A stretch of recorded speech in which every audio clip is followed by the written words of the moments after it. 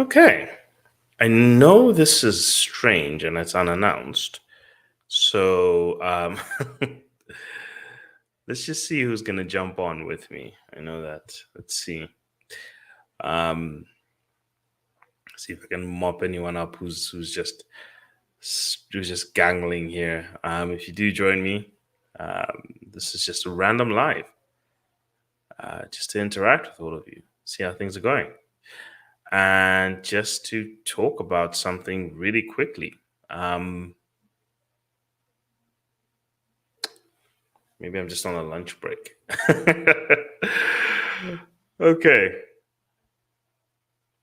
And I'll give it a couple of minutes. If you're here with me, hey, just give me a shout. Tell me your name and where you're joining me from. And I will, as I said, this will be quick, just about 20 minutes, probably less, just to go through something quickly, which just caught my mind, which I just thought of trying to share, to give you all something to think about this Monday. Hmm. Okay. Obviously, some of you will probably catch me. In fact, a large number of you will probably catch me later. Uh, and that's okay. But catch you here. And if you have any questions, I'll take a few questions as well. Just about a minute or two.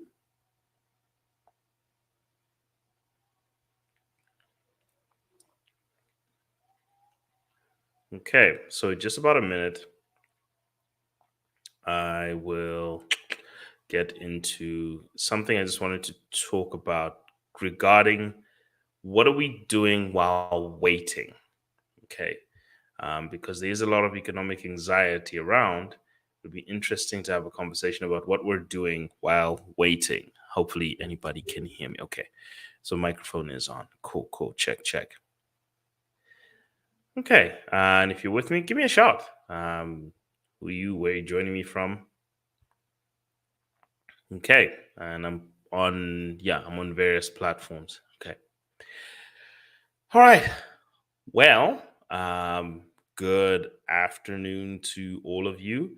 So today I was going through quite a bit of the content that's happening out, especially around the debt negotiation.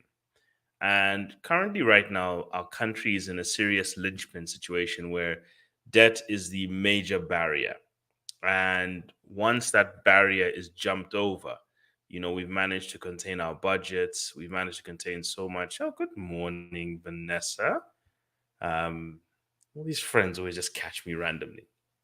So debt, that is one of Zambia's major barriers. Catches us is catching us by surprise, and one of the key things. This is a mixture of spirituality and this practical thing. So bear with me. I'm going to share a bit of a sermon with you. Not too long, don't worry, but it's really, really aimed at. It's really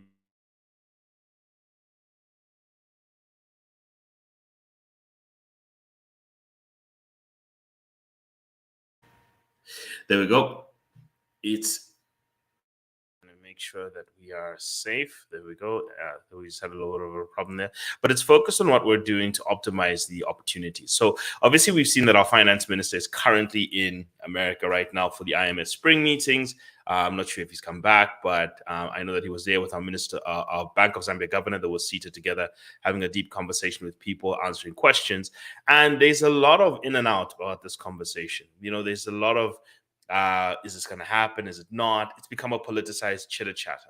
So, for those of you who are serious about the progress, who are serious about the progress you'd like to make personally and in your life, and perhaps you'd like to separate yourself from the peanut gallery, who are probably going to be the people who are going to get frustrated even though things get good eventually. Perhaps you want to try and approach this a little bit differently, because I know how easy it is to get drawn into the debates and the conversations when there's actions that we should be taking. So the problem that we're having here is the economy is kind of getting to a position and we're all waiting. Everybody's waiting. Okay. And the problem, I think, usually what happens when it comes to strength of people is that we don't often understand that while we're waiting, a lot of things are being set up. Okay. A lot of things are happening in the background while we're waiting. and perhaps this is a virtue of spirituality, but there's a little brief sermon here I just want to share with you. This is by a guy named Pastor Craig Groeschel, and he was talking about the 400 years between. He was talking about the 400 years between the last book of the Old Testament and the birth of Jesus, and the 400 years there, and why there was a lot that was going on that needed to happen between those 400 years to make this impactful, to make the birth of Jesus and the spreading of the gospel impactful. So I just want to just quickly share that. It's just 2-3 minutes. And then I want to go through a few questions for us economically. What are we doing? Because we're sitting here anxiously watching and waiting. What are we doing to prepare ourselves to maximize on the opportunities that are going to come about? Or are we joining in the conversations instead of preparing ourselves for the next thing? So here's a quick video I just want to share. But just bear with me, please, and then I'll get into. I'll really take this to where I want to go. You feel like he's just silent. And I want to remind you that just because God feels silent doesn't mean that he's absent. While you're waiting, he's still working. He's still the God of the universe. He's working behind the scenes to bring about good to all those who love him and are called according to his purpose. So while you're waiting, he's working. And what is he doing? Well, the world was waiting on a Messiah, and he simply wouldn't come. And Genesis 4 tells us this in verse 4, but when the what? Let's say it aloud. But when the right time came, what did God do? God sent his son. When the time was perfect, when the time was right, God sent his son. And looking back, we can see why God waited for the exact time. I'll give you 3 things, and I could actually show you probably 10 or 15, but I'll give you 3 things that happened during this time. During that 400-year period, number 1, there was the Socratic method that became a new way of learning. Instead of the didactic method where there was a direct teaching of truth, for the first time in history, students were encouraged to ask questions. And then throughout all of history, the Old Testament had been written in Hebrew until maybe 280-ish or so BC. Number 2, the Old Testament was actually translated into Greek during that 4-year period. And the third thing, which was world-altering, is that Alexander the Great conquered the world. Now, on a side note, if you conquer the world, they add great to your name. Alexander the Great. What does this mean? Well, it means now there was a common language. Everyone spoke a little Greek. And during that time, there was something known as the diaspora, where the Jews were forbidden to live in Jerusalem, so they spread all over the world, and Rome was developing roads and highways throughout the entire empire. So therefore, during that 400-year period, while they were waiting, God was working, and for the very first time in history, we see 3 things. The first thing is the people were encouraged to ask questions, and God sent the answer, whose name was Jesus, the way, the truth, and the life. The second thing is that everyone now had access to the Bible in a language that they understood. And number 3, for the first time in history, the good news could spread in a common language through the Jewish people to the entire known world. While they were waiting, God was working, setting up things for the spread of the gospel when the time was just right. Okay, so, and I know that was a long thing around it, but the point I'm trying to make, and I can see a couple of the comments that are picking up here. Everybody's asking, we're waiting for the kwacha to hit at least 15. Chamba Tabloid has said that, so that we can import machines from China. We are waiting for the kwacha to appreciate even more. So everybody's waiting for something, okay? So the question that was then said is that all the stuff works in the background. But then there was a later part, and I think it's an important thing that we all have to start asking for is, what are we doing while waiting? Okay.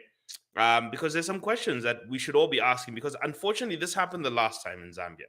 Zambia's economic history is one that's fraught with something we call populism versus professionalism.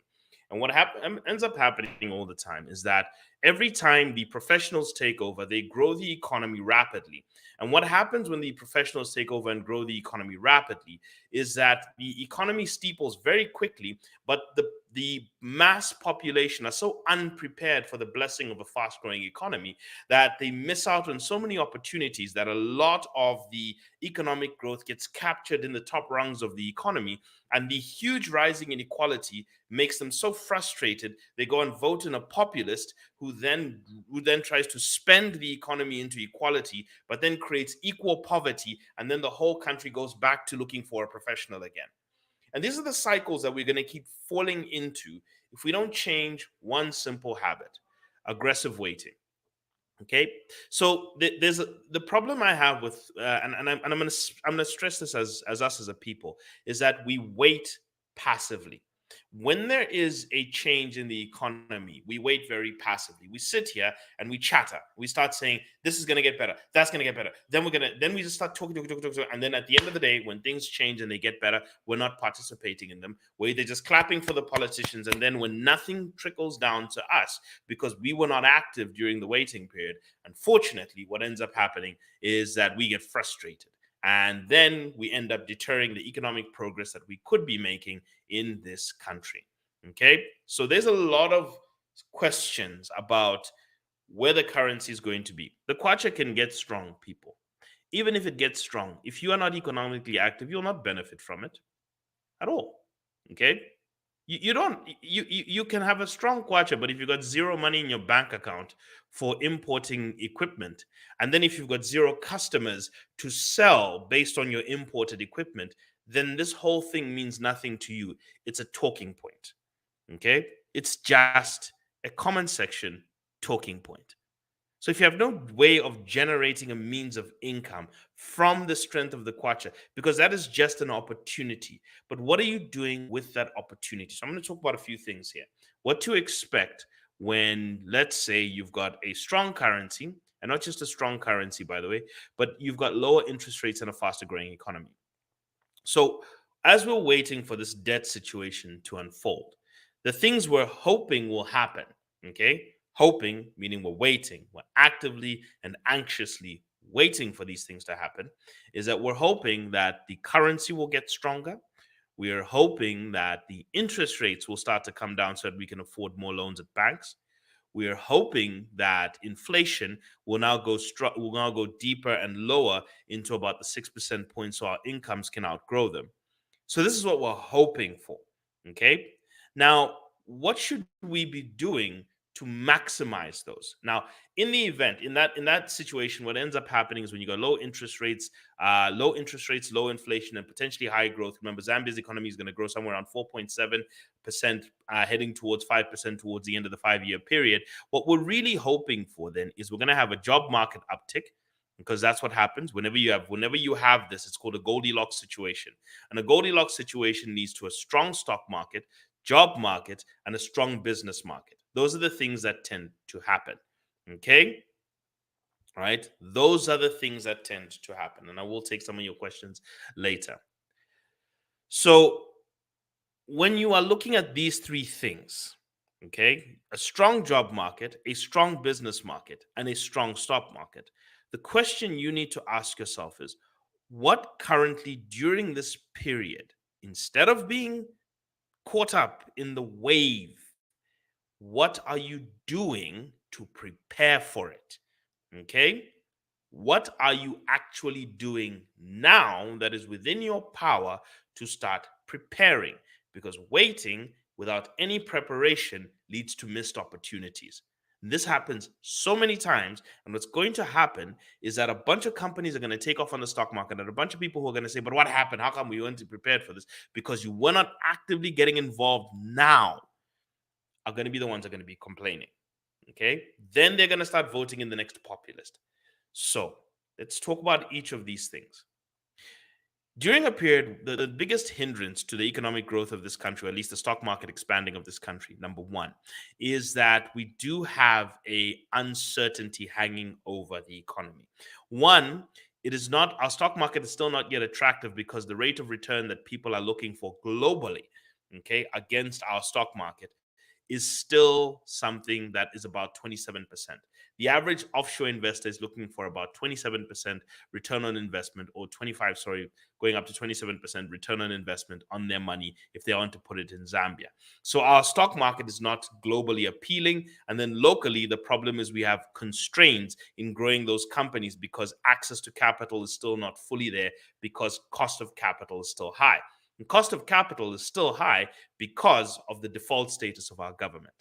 So once the default status is wiped out, a lot of here's what's going to happen.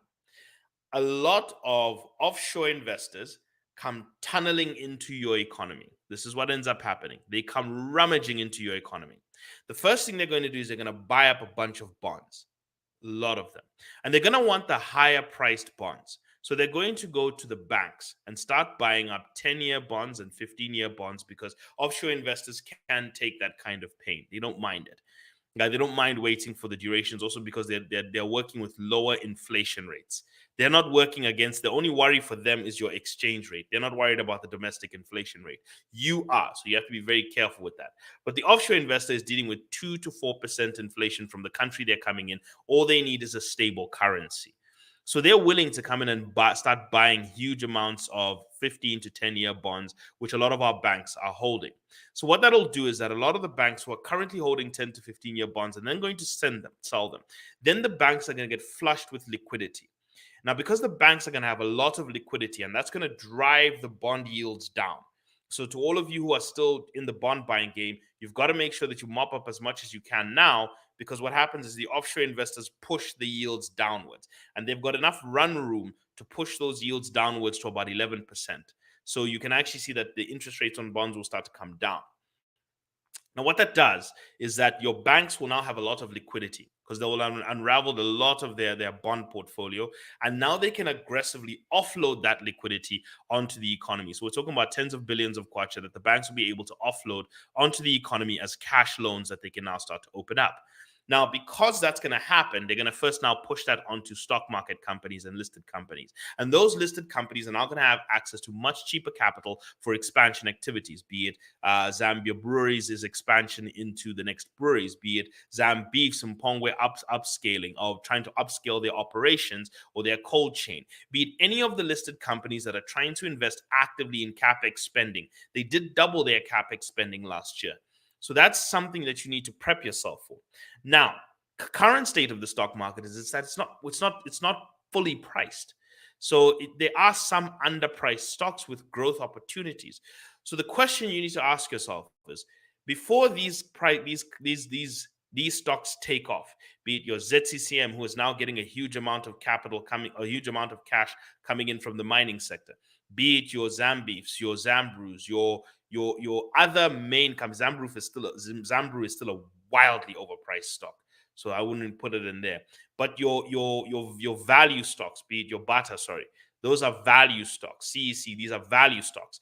The stocks that are fairly priced, pay a dividend, and have got strong growth opportunities. Those ones. How many people right now are actively going into the stock market, are actively buying up the higher priced bonds right now, and then aggressively buying up the stocks that are fair valued and have good, strong growth opportunities? Because what's going to happen to a bunch of you is that you're going to be here and many other places and many comments with honorable this and that who doesn't care about your life, talking this and that, and then you're going to be in the comment section zinging at each other, while the people who are smart about their money are placing it in assets. The assets that they know are underpriced. And the outlook is that the moment that debt deal gets pushed, because the news we saw over the weekend is that the Zambian government has sent a proposal now finally to the bondholders. It's not just a negotiation. They've sent a comprehensive proposal. And once that starts getting feedback, now all of a sudden the markets start moving more aggressively. Okay, so once this thing is gone, once the hang on this is gone, and it probably take about a year for it to totally unravel. Okay, once this thing is gone, you get a surge of capital that comes into the bond market, liquidates a lot of the bank holdings. Banks then push that excess liquidity into the lending markets, and then that bolsters up the stock market. So there's a ricochet effect. But before this whole takes place, and you can see all these setups happening, and I was showing you that Bible verse at the beginning because there's so many things that are happening in the background. Before these things take off, are you in position? Okay, so that's the huge stock market and the bond market, the asset markets. The preparation is buy up as much of the bond market now and then get positioned into the value parts of the stock market before this takes place. Because when banks like JP Morgan, who have just issued out a record profit, who have just issued out record revenue, and have got huge amounts of liquidity that they can play with, start saying Zambian government bonds are a buy, and they come in and they wipe out that market and go into the secondary market and go clean out the bond market in there, then all that pushes up the price of the stock market. So a lot of capital, be it pension funds, be it the stock market, be it everything, starts to beef up these companies. Okay? So you want to get in there while they're cheap. You also want to get the bonds that are hanging around now while they're cheap. Remember, there's an auction coming. So the question is, what aggressive saving are you doing for aggressive allocations to ensure that when the wave of change happens in the asset markets and people's savings start making them wealthier and wealthier, just like they did between 2004 and 2011, in fact, 2014, this happened last time. A lot of people got upset because they did not get involved, because they did not pay attention. Pay attention. Start doing the work now. Don't get involved in the chatter, get involved in the preparations, because positioning and preparation is exactly what needs to be done to get through this. Okay? So that is the initial thing you need to look at. The second thing you need to look at possibly is the changes in the job market. Now, the Goldilocks that is supposed to come by removing the debt overhang is that the job market takes off. Okay, that doesn't mean everyone's going to have a job next week and more money is in your pocket, but you will have a more active job market, meaning there will be some job growth. So the question now we need to start asking ourselves is, those of you who are entering into the job market or trying to elevate yourselves into the job market, what preparatory work are you doing for an escalating job market or a higher demand job market? Are you sitting there with your fingers clenched saying, wonderful, the Lord is going to bless me? Or are you sitting there studying? Are you studying a new skill? Are you looking at the trends of the skills that are going to be needed in the future? Are you preparing yourself for the fact that when capital comes, what kind of different skills are needed? Are you getting as much apprenticeship as you can? What are you actually doing, okay, during this period? What are you doing? Because the job market always takes the people who have the most relevant skills, the people who have a growth mindset with grit and determination, and the people who are experienced. Okay, people who have given themselves experience, even if it's not direct experience in there, but just somewhere in their fingers, they're trying to get themselves experience. And trust me, the job market even looks for people who are even giving themselves self-employment experience. What are you doing in that area to prepare yourself for a growing job market? Because there is going to be a growing job market in the industrial sector, the financial sector, the ICT sector, and the education sector. These are areas where you're going to see expanding job growth. Okay, industrial, ICT, education. Okay, these are some strong areas where you're going to see job growth. Okay, and transportation is also another one that's picking up. But really, industrial, ICT, and education, these are strong areas where you're going to see job growth. So the question is, what are you doing to pick up, especially renewable energy? To those of you who are electricians, how many of you are training yourself on how to rewire a solar panel? Because these are things that you're going to find a lot of activity happening here. And once capital gets unlocked, those product markets start to grow pretty fast. So the question is, what skills are you training yourself in? Are we here on social media wrangling with each other, or are you on YouTube learning a skill? Learning the actual skill? Are you on YouTube learning the skill, or are you on Facebook debating? This is the people who are on Facebook are going to be debating are going to be the same ones who 2030 are going to say this economy doesn't work for all of us. But when you ask them what they were doing before the economy took off, they're going to tell you, no, we were arguing, we were upset, emotions got the best of us. So which one do you want to be?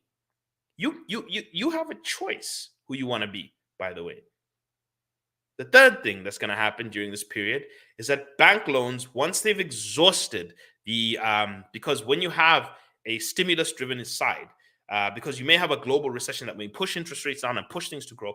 What may end up happening now is you may have a cycle where a lot more easy money starts going into the economy and expansionary capital goes into the job market. So once the stock market has exhausted it, a lot of the money is going to start going to the bottom of the economy. There's a lot of pressure also on banks to also open up the markets to the bottom parts of the economy for loans. So the question is, if you're an entrepreneur, have you worked on your idea? Have you worked on your market? Is your client base growing right now? Or are you just waiting for things to get better before you get up in there? Have you started to work on micro level sales? Before the machinery gets in, have you actually got customers to sell to? Have you been working on that? Or are you waiting for machinery to get here? Now you've got this giant liability, you've got this giant cost, and then you're going to start looking for customers. What are you going to do? Okay, because the kwacha will get strong, then you're going to be able to buy a machine, but you've got no customers to sell to. Now you have to service this machine, take care of it, then you're going to go bankrupt and say, this economy doesn't work. Because you didn't work on your customers first before you looked for machinery. Okay, so this is what I've actually noticed, is that when there is a hope in this country, there is passive waiting. It is very dangerous, okay, and it leads to a mess. So it is important for this group of people to start waiting aggressively. And aggressive waiting is start buying up the underpriced assets with your savings. Start prepping your skills for the future of the job market that will open up, where the opportunities and where the channel is going to be.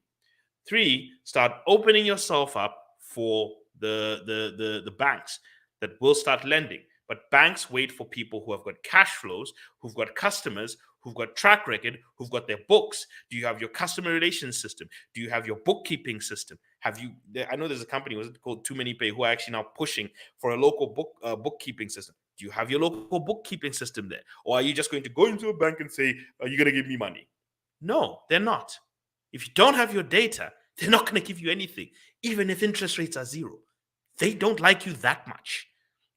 Okay, so those are the realities we all have to start prepping for.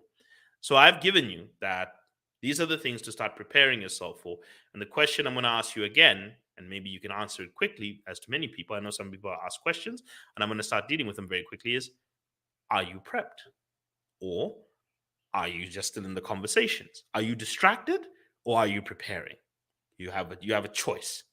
But I can guarantee you that if you're going to spend your days distracted, I doubt you're going to benefit from anything that's going to happen in the economy. I doubt it. I doubt it.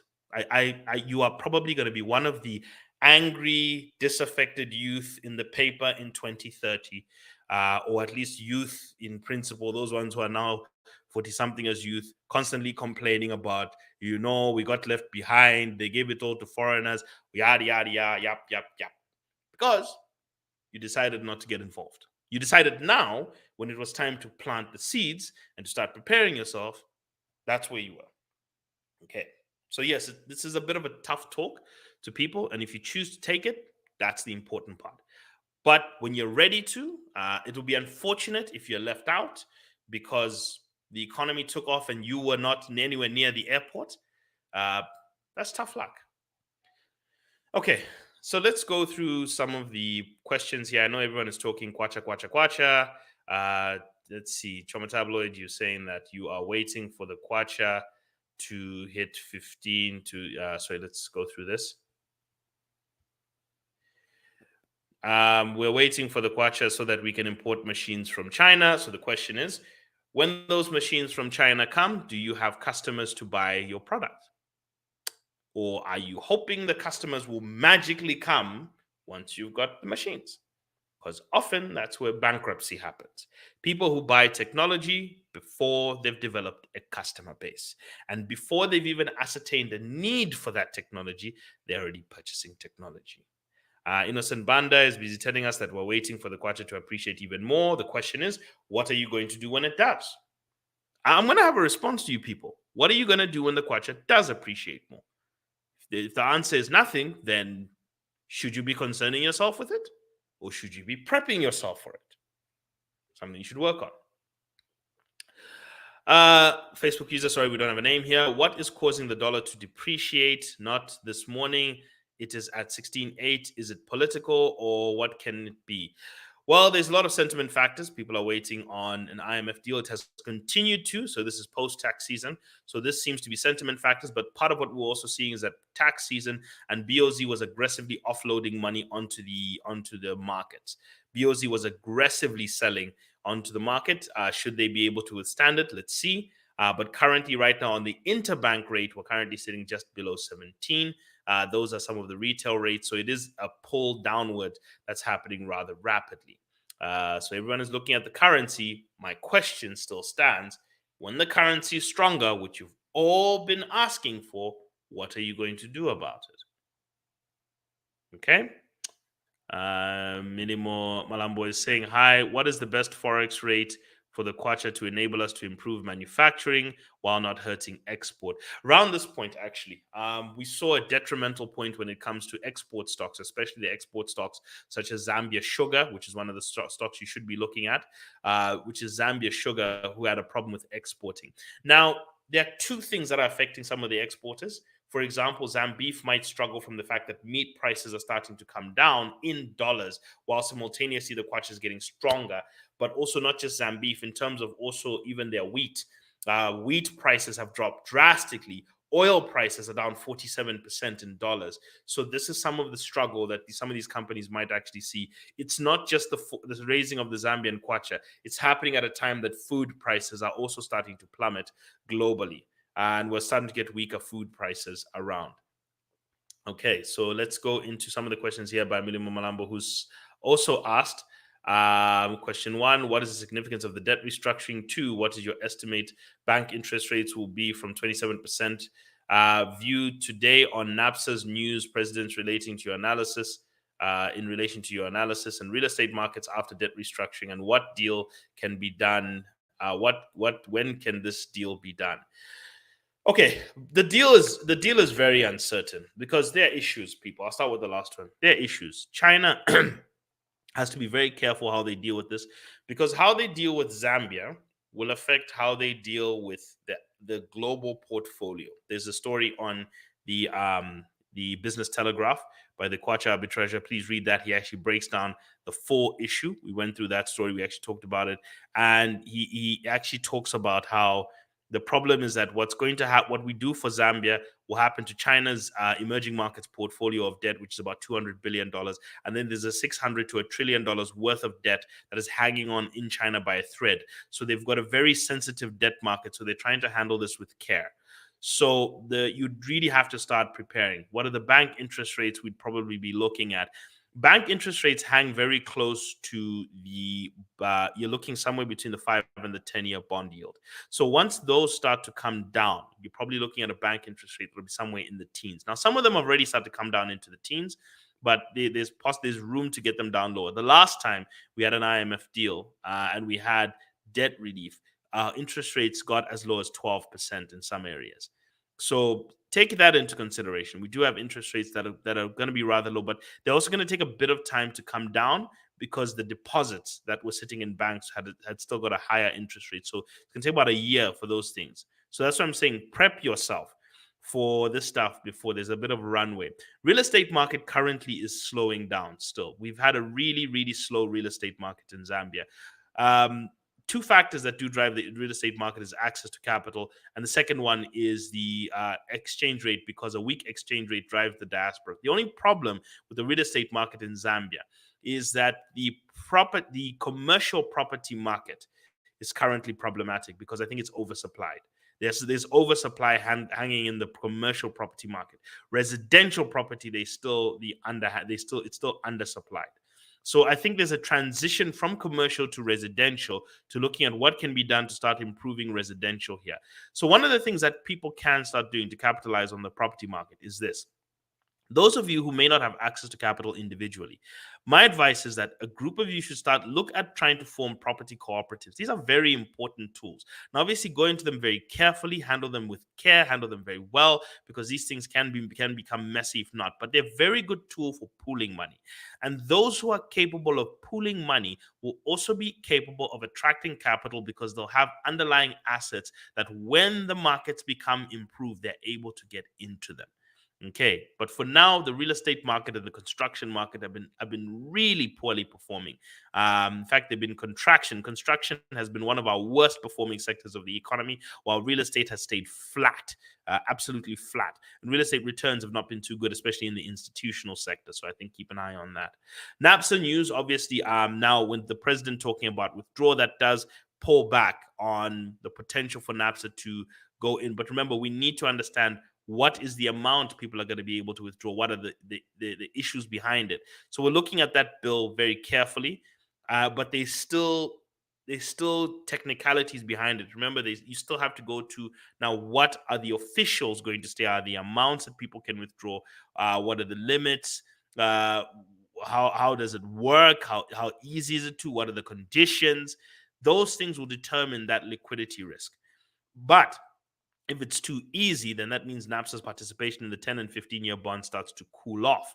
However, that will probably be overtaken by the 10 and 15-year appetite that'll come from the offshore. So I think they're trying to time the offshore investors to be able to come and play in that space, while NAPSA maybe takes a cooling period and focuses on being more strong with the actual benefits payments. So that's some of what we're looking at here. Okay, some of the questions said, is it possible for the Kwacha to reach 12? I think we are obsessing with the pace of the currency because it's just a talking point. The Kwacha reaching 12 is actually damaging to the export sector and it's damaging to growth, to job creation. So I think we have to be very careful. And two, focus on your wage growth, focus on your business growth. Focus on export opportunities. It's a very wrong way to look at the economy, to look for the strength of the currency only. It's a very, very wrong, totally consumer-minded way to look at things, and it will create a problem for you. Okay? The strength of the currency can actually backfire on economic growth because the industrial sector wants to export, whether it's Copperbelt Energy Corporation, whether it's Zambia Sugar, whether it's ZCCM and the mining companies underneath. Higher currency can actually lead to thinner profits and slower growth, which leads to curbing the job market. So be very careful in just assuming the only metric, because it's a very one-dimensional tunnel vision way of looking at it, which ends up doing more harm than good. So we just have to be very careful about the way we play this, because currently a lot of our exports are very competitive on the market, and you will hurt yourself if we don't get to $2 billion worth of agricultural exports simply because we're preying on a good currency instead of having much more crop that can leave and go to the rest of the world, because our crop is getting more and more expensive and it's getting more and more difficult to export it, and therefore the strength of your currency becomes less sustainable. So this thing can correct and lash backwards if you're not careful. So you don't want to have this thing run too quickly because we're too excited about numbers without action. Okay, people, action. We're talking about numbers, no action. And then we'll have problems. Okay? Take actions. The actions you can take now. So let's not focus on when will this happen so that. When will this so that mentality is the exact way you'll miss out on every single opportunity. You will miss out on everything. You'll be disgruntled. You'll be angry. And then you will be the political problem that leads us to the next populist cycle. Okay, the question is, today, at the current rates, with the current conditions, what actions can you take regarding the sales of your business? What actions can you take regarding your improved skills? What actions can you take regarding your savings? What actions can you currently take as you are right now to make sure you're positioning yourself for the best economic outcome? And we need to stop also being import minded. I can also see this obsession with the currency. It also speaks to the fact that Zambians are very import minded only, with zero export in their mind. And as a result, as a country, this is where we're also going to have problems. Countries like Japan purposefully deflate their currency or weaken their currency because they want export. China weakens its currency because it's trying to export. Zambians try to strengthen their currency and then cry about why we're not making money from export, because we don't seem to understand the ricochet effect of a very strong currency that will backfire on your jobs, because export creates jobs, people, not import. Import brings products. Export creates jobs. So if you've got no job to pay for the things you are importing, what are you going to do? Look at these things. The job comes before the consumption. Just remember this, people. Jobs come before consumption. Okay, so you can have a strong currency, but if all of you have got zero in your bank accounts and we're importing things cheap, it means nothing. Inflation is secondary to jobs. This is the thing you need to understand. Income comes before inflation, and get that priority correct. Otherwise, this is going to be a mess again. Finally, there's going to say preparation is the key. I'm pressing on my business. Though the dollar is reducing, I'm affected due to overseas business.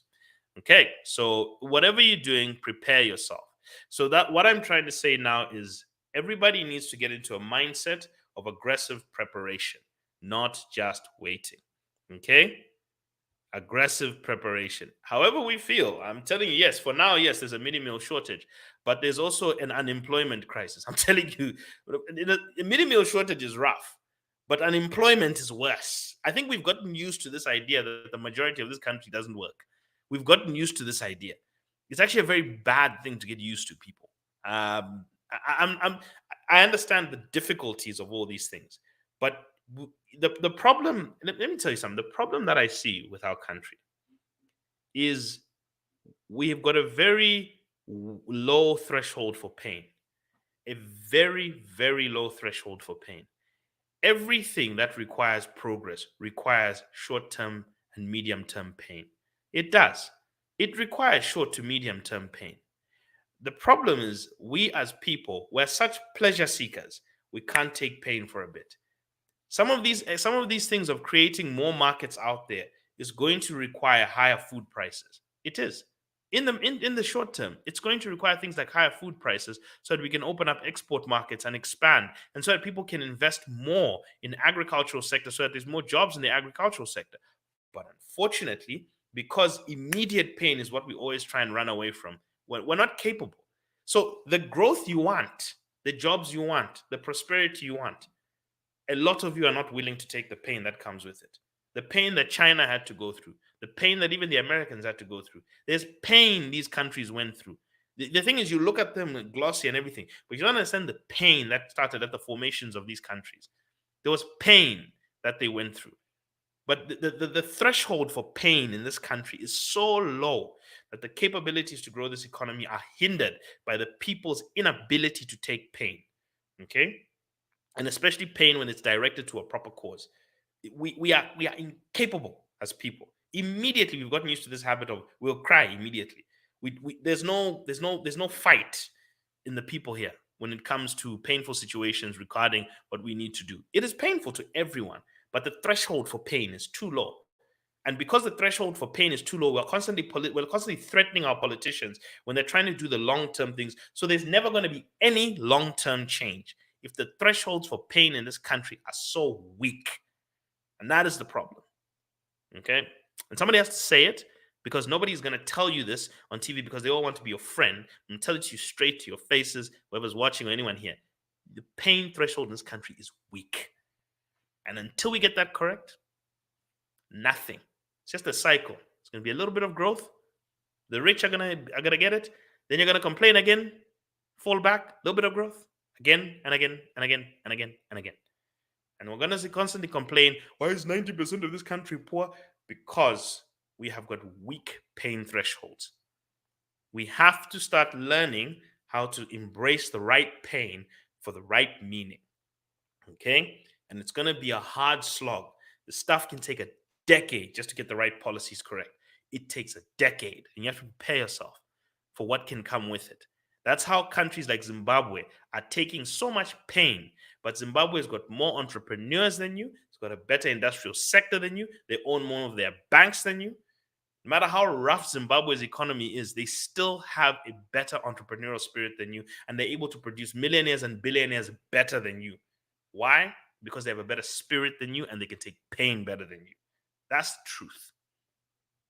But I've given you my thoughts. I know this has been a bit long. Preparation, preparation, preparation, everyone. Have a good day.